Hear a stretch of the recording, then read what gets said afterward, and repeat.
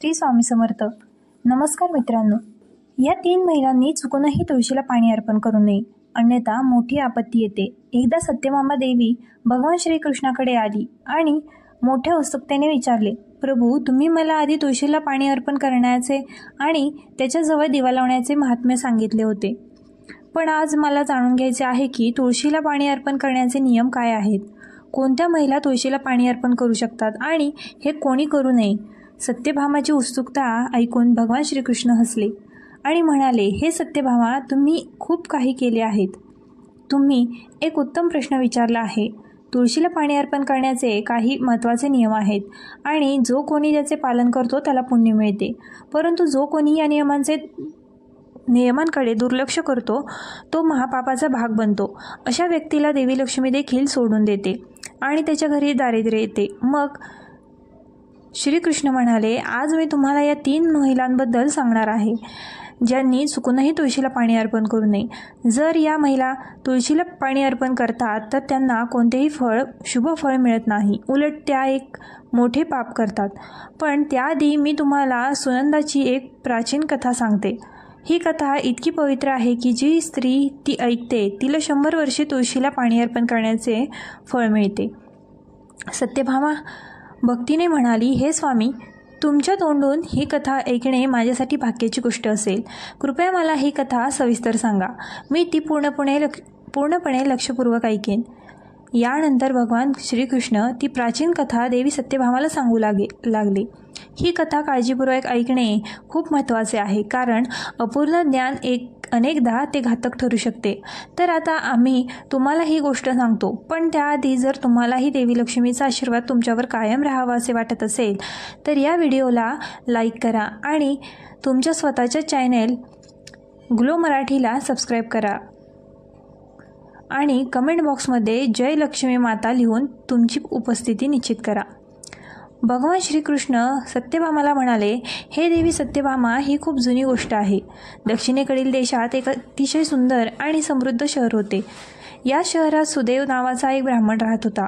तो खूप बुद्धिमान आणि शास्त्रांमध्ये पारंगत होता. त्याने वेदांचाही सखोल अभ्यास केला होता. त्यामुळे त्याला त्याच्या गावात आदर आणि सन्मान मिळाला. त्या गावाजवळच आणखी एक गाव होते जिथे ध्यान शर्मा नावाचा एक विद्वान ब्राह्मण राहत होता. त्याला सुनंदा नावाची एक मुलगी होती. सुनंदा केवळ खूप सुंदर नव्हती तर ती सद्गुणांचा खजिना देखील होती. ध्यान शर्मा आणि त्यांच्या पत्नीने तिला खूप प्रेमाने आणि काळजीने वाढवले. जेव्हा सुनंदा लग्नयोग्य झाली तेव्हा तिचे वडील ध्यान शर्मा तिच्या लग्नाची काळजी करू लागले. एके दिवशी तो त्याच्या पत्नीला म्हणाला, अरे प्रिये, आमची मुलगी आता लग्नायोग्य आहे, म्हणून आपण तिचे लग्न लवकर करून घ्यावे. त्याची पत्नी म्हणाली, स्वामी, माझ्या मते एक महान ब्राह्मण आहे ज्याचे नाव सुदैव आहे. मी म्हणतो की आमच्या मुलीचे लग्न त्याच्याशी करावे. तो एक विद्वान, चांगल्या चारित्र्याचा आणि त्याच्या पालकांचा भक्त आहे. मला खात्री आहे की आमच्या घराची लक्ष्मी त्याच्या घरी जाईल आणि आनंदी जीवन जगेल. ध्यान शर्मा यांनाही हा प्रस्ताव खूप आवडला. तो म्हणाला, अरे प्रिये, तू अगदी बरोबर बोललीस. मी सुदेवजीबद्दल खूप ऐकले आहे. ते केवळ विद्वानच नाही तर त्यांच्या पालकांची सेवा करण्यातही पारंगत आहेत. मला पूर्ण खात्री आहे की तो आमच्यासाठी सर्वोत्तम जावई ठरेल. उद्याच मी माझ्या मुलीच्या लग्नासाठी त्याच्याशी प्रस्ताव घेईन. दुसऱ्या दिवशी ध्यान शर्मा सुदेवच्या घरी पोहोचला. त्यावेळी सुदेव त्यांच्या आईवडिलांची सेवा करत होता. जेव्हा ध्यान शर्माने हे दृश्य पाहिले तेव्हा तो खूप आनंदित झाला. त्याने मनात विचार केला, वा, हा ब्राह्मण मुलगा खूप महान आणि सुसंस्कृत आहे. तो किती भक्ती आणि आनंदाने त्याच्या आईवडिलांची सेवा करत आहे. तो नक्कीच माझ्या मुलीसाठी एक आदर्श ठरेल. जेव्हा सुदेवने ध्यान शर्माला दारात उभे असलेले पाहिले तेव्हा तो लगेच त्यांच्याकडे गेला. तो त्याचे स्वागत करण्यासाठी पुढे सरकला. तो विनम्रपणे म्हणाला, हे ब्राह्मण, तुमचे स्वागत आहे. कृपया घरात या. कथा अशी पुढे जाते. मी तुम्हाला कशी मदत करू शकतो ते मला सांगा.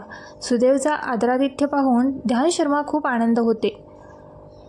तो तो पाहतो की सुदैवचे घर खूप धार्मिक आणि शुद्ध आहे. त्याच्या घरासमोर एक तुळशीचे रोप आहे आणि घरात भगवान विष्णूंची मूर्ती ठेवलेली आहे. यामुळे ध्यान शर्माला खात्री पटते की सुदैव हा त्याच्या मुलीसाठी सर्वोत्तम वर आहे.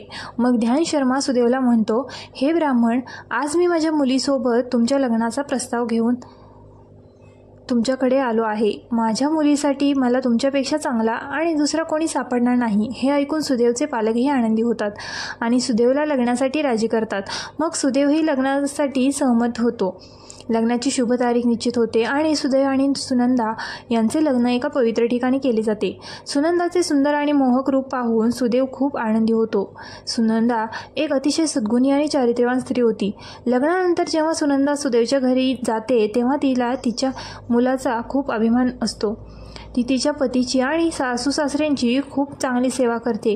ती तिच्या गोड बोलण्याने आणि कृतीने सर्वांचे मन जिंकते. सुनंदाचे सासू सासरेही तिच्या कामावर खूप समाधानी आहेत. सुनंदा दररोज तिच्या पतीसमोर उठून घराचे अंगण स्वच्छ करायची, नंतर घर स्वच्छ करायचे आणि आंघोळ करायची. आंघोळ केल्यानंतर ती दररोज तुळशीला पाणी अर्पण करायची आणि नंतर प्रार्थना कक्षात जाऊन भगवान विष्णू आणि देवी लक्ष्मीची पूजा करायची. नंतर जेवण बनवल्यानंतर ती त्यात तुळशीची पाने घालून भगवान विष्णूंना अर्पण करायची. त्यानंतर ती तिच्या पतीला खाऊ घालायची आणि नंतर स्वतः जेवायची. रात्री ती तिच्या पतीचे पाय दाबून झोपायची आणि ती झोपी गेल्यानंतर झोपी जायची. सुनंदाचे एका समर्पित स्त्रीचे सर्व गुण होते. ती तिच्या पतीला देव मानून त्याची सेवा करायची. सुनंदा कधीही तिच्या पतीशिवाय इतर कोणत्याही पुरुषाबद्दल विचार करत नव्हती. ती खऱ्या धर्माचे पालन करणारी आणि धार्मिक कामे करणारी एक धार्मिक स्त्री होती. तिने कधीही कोणतेही अशुभ कृत्य केले नाही. सुनंदाचा इतका शुद्ध आणि साधा स्वभाव पाहून माता लक्ष्मी देखील तिच्यावर दयाळू झाली.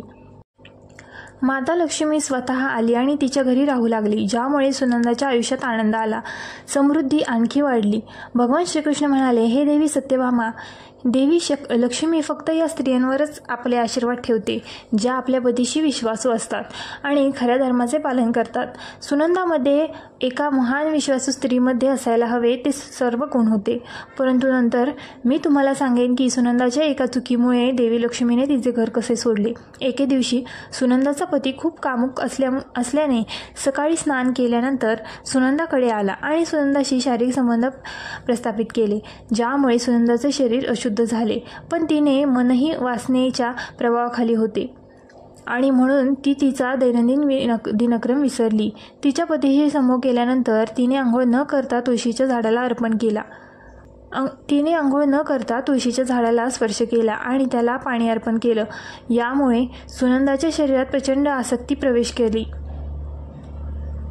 आणि तिच्या सर्व इंद्रियांना उत्तेजन मिळाले. सुनंदाच्या शरीरात प्रचंड आसक्ती प्रवेश करताच देवी लक्ष्मी सुनंदाचे घर सोडून गेली. व्हिडिओ आवडला असल्यास आपल्या ग्लो मराठी चॅनलला लाईक, शेअर आणि सबस्क्राईब करायला विसरू नका.